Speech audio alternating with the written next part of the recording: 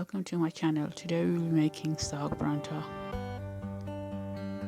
You need a dough of flour, kneaded dough.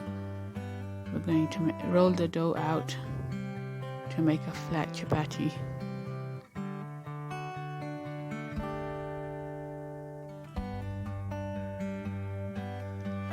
Make sure you roll the dough out evenly.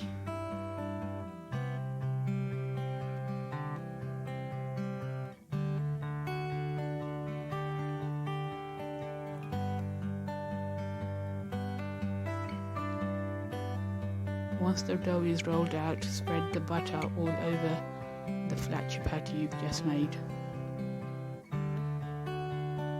I usually take the butter out of the fridge for a few hours before I make the paranta.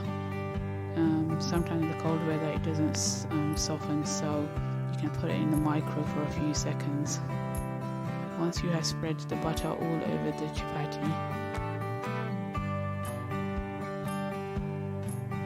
you can spread the saag mixture onto the chapati now, all over evenly. Once you have spread the saag over evenly, roll the chapati into a wrap. Now swirl that wrap into a spiral. We are going to roll it out again.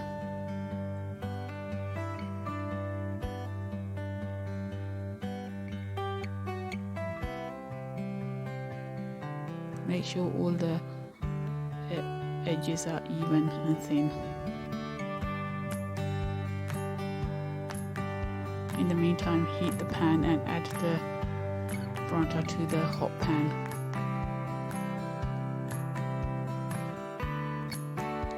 Turn over and cook evenly on both sides until the paranta is cooked.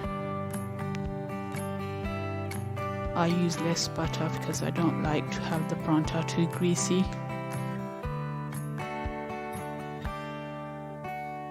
After a few minutes, your paranta will be ready.